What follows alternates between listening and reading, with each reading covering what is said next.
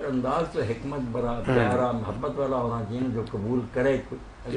مولانا یہ ایک سوال ہمارے کسی یہاں جو سامعین ہمارے ساتھ اس وقت ہم مجلس ہیں ان میں سے کسی نے دیا ہے کہ بندہ کسی عذر کے بغیر گھر میں نماز پڑھ سکتا ہے. یہ نفلی ہے یا فرضی نماز کا یہ نہیں پتا کہ فرضی نماز پڑھ سکتا ہے بغیر کسی عذر کے. فرضی نماز کی بات نہیں, بلا عذر کسی نہیں, مگر عذر ہر آدمی جو ہے نا بیان نہیں کر سکتا. جیسے امام مالک رحمۃ اللہ علیہ 20 سال مسجد نبی نہیں گئے, مدینے میں رہتے, اتنا مرا جب مار پڑی ان کو بہت دکھ دیے ظالم حاکموں نے, پھر مسجد میں نہیں گئے. اب لوگ ذہن سے وہ کہتے تھے کہ میں کس طرح ہر شخص کو مطمئن کروں کہ میرا عذر کیا نہیں, اگر نہیں بغیر عذر کے عذر جو ہوتا ہے سستی عذر کا تو پتا اس بندے کو نہیں, اگر وہ سستی سے پڑھتا ہے پھر مجرم ہی ہے تو نماز ہو جاتی ہے. نماز تو ہو جاتی ہے. نماز کے بارے میں صحیح ہے کہ وہ ایک گناہ ہوتی ہے, 27 گناہ یا 25 گناہ بہت کم.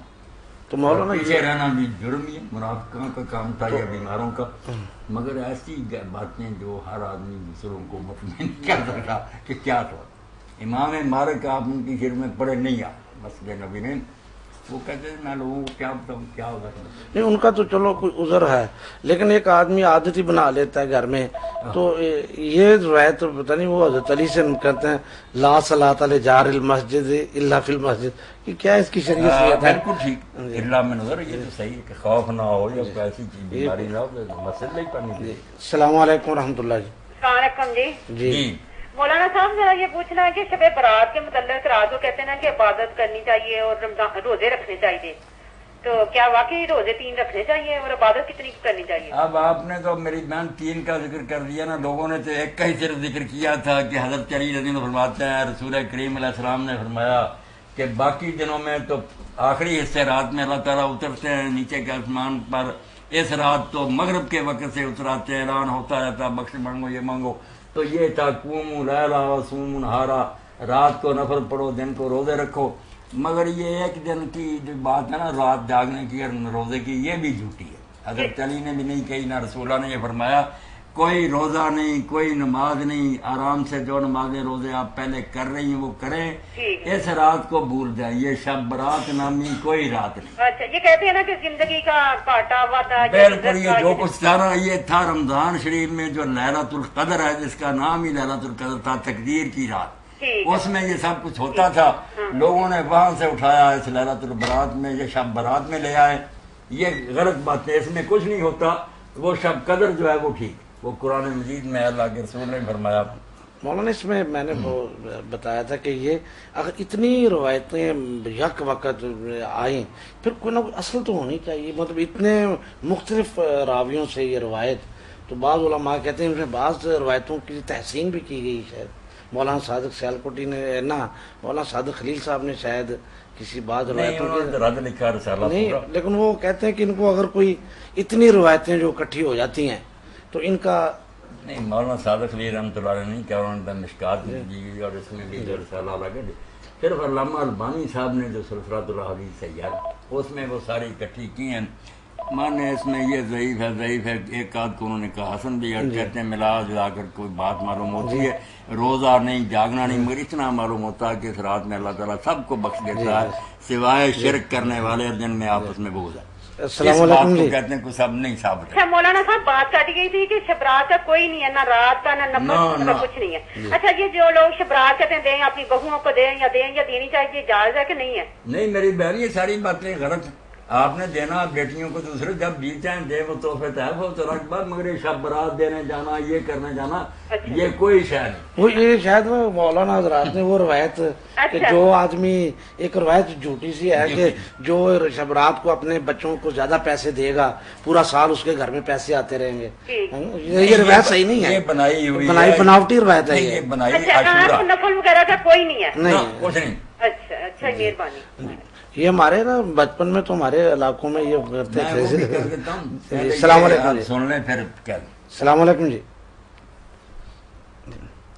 وہ جو کٹ گیا مولانا. بس فیصلہ کن بات وہ ہے جو احکام القرآن میں سورۃ الدخان کی تفسیر میں قاضی ابو بکر ملوی مالکی رحمۃ اللہ علیہ نے کہی لیسا فی لیلۃ النصف من شعبان حدیث یعول علیہ لا فی فضلہا ولا فی نسخ العدال فیہا فلا تلتفت کہ یہ رات جو 15ویں ہے اس کے بارے میں کوئی حدیث جس پر اعتبار کیا جا سکے، نہ اس کی شان میں نہ اس میں تقدیر لکھی جا رہی، کوئی نہیں. تو یہ تک کہہ دیا فلا تلتفت الیہا، اس رات کی طرف منہ پھیر کر بھی نہ دیکھو، دھیان ہی نہ کرو کہ یہ کوئی رات ہے، جیسے آپ پہلے راتیں گزرتی ہیں کرو کوئی چیز. اب ہوا یہ جیسے مولانا کہتے ہیں کہ ضعیف ہیں مل کر کو اثر ہو جاتی ہے، حالانکہ جو سچی بات نصب الرایا میں امام ظاہری نے کہی کہ جب بہت سی ضعیف ملتی جاتی ہے تو کئی مرحلہ ایسا آتا ہے کہ جتنی بڑھتی جاتی ہے اتنی شک بڑھتی جاتی ہے کہ دین کی بات ضعیفوں میں رہ گئی، اتنی بات تھی. آپ بسم اللہ الرحمن اونچی آواز سے نماز میں پڑھے. اس کے بارے میں کہتے ہیں امام دارقطنی نے پوری کتاب لکھ دی، کتنی بے شمار حدیثیں، مگر وہ سارا جتنا زور لگایا اتنی کمزوری آ گئی کہ جو دن رات پڑھنے کی نماز تھی ساری علانیہ، اس کا یہ حال ہے، کوئی صحیح حدیث نہیں ملتی، ضعیف ہی ملتی. تو یہ پہلی جلد میں انہوں نے لکھا کئی مرتبہ سندوں کا زیادہ ہو جانا تعدد ترک کا اس کے ذوق میں اضافہ کرتا ہے. یہ بات مشکوک ہے کہ اتنی بڑی بات ہو اور کوئی سچا راوی اس کو یاد نہ کرے، نہ حضور بیان کرے.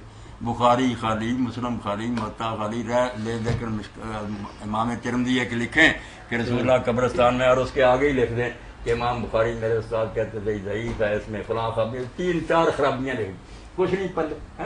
اس لیے جعلی بالکل امام شاطبی نے علیہ السلام میں بدعت کا لکھ دی نا کہ بدعت یہی ہے کہ دین کا کام بنا کر جاری کیا جائے دن مخصوص کے، اس میں لکھتے ہیں کہ یہ شعبان کی 15ویں رات کا روزہ اور اس کا قیام بھی بدعت ہے.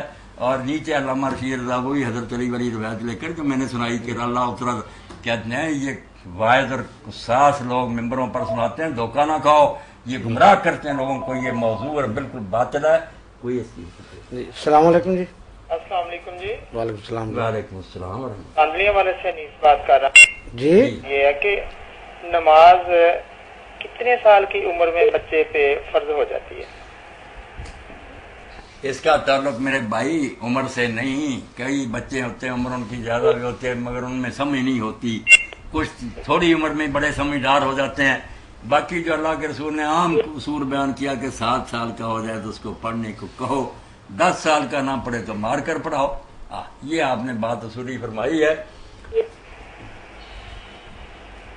جی تو مولانا یہ پتہ نہیں بیان میں پھر یہ سوال رہ جائے کہ اعتدال والا کہ کیا کرنا ہے اس کو کہ دین میں رہ جانا ہے، مجھے پتہ لگتا ہے.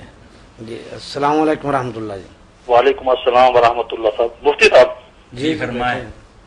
جی میں تاج اسلامک لائبریری محمد آصف اقبال میرا نام ہے.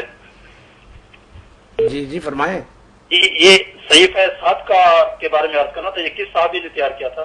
کون سا صحیفہ صادقہ؟ صادقہ؟ جی جی صحیفہ صادقہ. جی صادقہ. صحیفہ صادقہ. جی یہ صحیفہ صادقہ حضرت عبداللہ بن عمر بن العاص رضی اللہ عنہ نے تیار کیا.